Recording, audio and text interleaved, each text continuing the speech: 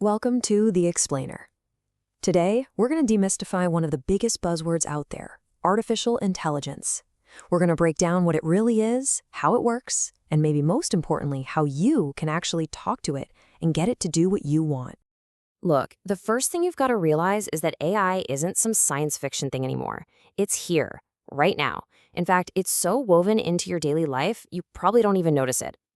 I mean, think about it. When you ask Siri or Alexa about the weather, that's AI. Or how about when Netflix just knows exactly what movie you want to watch next? Yep, that's AI too. And that route Google Maps plots out for you, dodging traffic jams you didn't even know existed, it's all being run by some pretty incredible AI working behind the scenes. Okay, so if it's everywhere, what exactly is artificial intelligence? What are we really talking about here? To get to the bottom of that, we actually have to go back to the very beginning. This definition comes from a guy named John McCarthy, a total pioneer, who actually came up with the name artificial intelligence way back in 1956. And what's so cool about his definition is how simple and powerful it is. It's not just about the science, the what if, but also about the engineering, the practical challenge of actually building smart machines. So how does it all work? What's the secret sauce? Well, it's not really magic. At its core, AI basically follows a three-step process that's a lot like how we humans learn. First, it just soaks up massive, and I mean massive, amounts of data. Then, it uses what it's learned to figure out the best way to tackle a problem. And here's the really crucial part. It self-corrects. It learns from its mistakes to get smarter and more accurate every single time.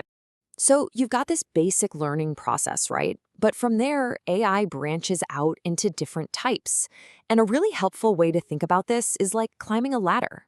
Each rung represents a more complex, more capable kind of AI, starting with what we have today and reaching all the way up to what you see in the movies. Okay, before we start climbing that ladder, we need to get one huge distinction out of the way. You'll hear people talk about weak AI and strong AI. Now, everything, and I mean everything, we have today is weak AI. Some people call it narrow AI, same thing. It can be incredibly good at one specific thing, like playing chess or recommending songs, but that's it. Strong AI, or artificial general intelligence, well, that's the dream. It's the idea of an AI that can think, reason, and learn across any domain, just like a human can. And let's be crystal clear, we are not there yet. Not even close. All right, so let's start on the bottom rung of that ladder. Reactive machines. The classic example here is IBM's Deep Blue, the computer that beat the world chess champion. Now, Deep Blue was a genius at one thing, looking at the board right now and figuring out the absolute best move to make. But here's the catch. It had no memory. None. It couldn't remember what you did 3 moves ago or learn from your strategy. It was stuck in the present moment, just reacting to what was right in front of it. So the next step up the ladder is limited memory AI. And this is a huge leap forward because this is where most of the AI we use today lives. These guys can look into the past, at least a little bit, to make better decisions now. Think about a self-driving car. It's not just seeing a car in front of it. It's remembering how fast that car was going a few seconds ago to predict where it's going to be next. That's limited memory in action. Okay, now we're taking a step off the ladder of today and into the world of tomorrow. The next hypothetical level is called theory of mind. This would be an AI that gets that other beings, like you and me, have our own thoughts, feelings, and beliefs that are separate from its own. It wouldn't just see a picture of a person frowning and label it sad. It would understand the concept of sadness. This is a massive jump in complexity, and we are not there yet.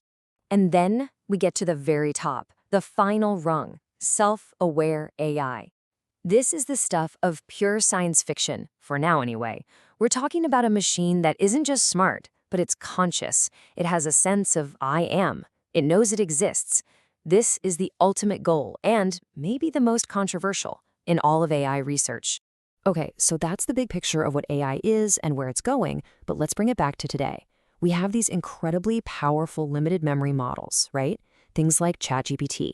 The big question is, how do we actually talk to them? How do we get them to do useful things for us? And that question right there leads us to a brand new skill that is becoming absolutely essential: prompt engineering. Why? Because it turns out the quality of what you get out of an AI is 100% dependent on the quality of what you put in. And I love this analogy because it just makes so much sense. Think of an AI as the most talented chef in the world. But this chef is also incredibly literal. If you just walk in and say, "Make me some food," you're going to get, well, who knows what you'll get. But if you walk in and give a clear, detailed order, I'd like a medium rare filet mignon with garlic mashed potatoes and grilled asparagus, you're going to get exactly what you wanted. Your prompt is your order to the chef. So, how do we become master chefs? How do we place the perfect order? Well, let's break down the 3 fundamental techniques you need to know to write a great prompt, starting with the most basic one. First up, you've got what's called zero-shot prompting. This is the simplest way to go. You just ask the AI to do something flat out with no examples. Write a poem about the ocean. You're basically trusting its massive training data to figure out what you mean.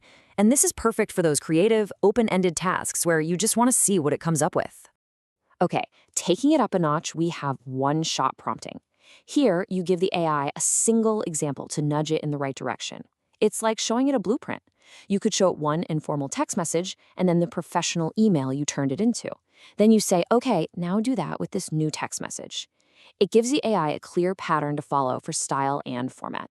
And finally, for the really tricky stuff, the things where you need precision and consistency, you use few-shot prompting.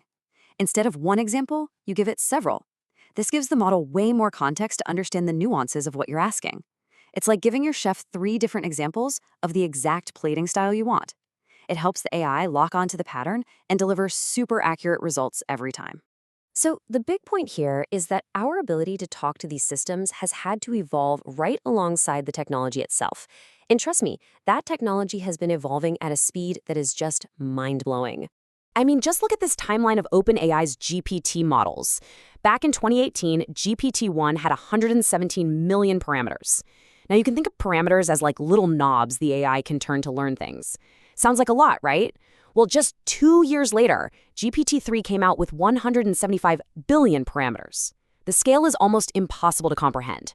And by 2023 with GPT-4, it wasn't just about more knobs. It became multimodal, meaning it could understand pictures and other inputs, not just text.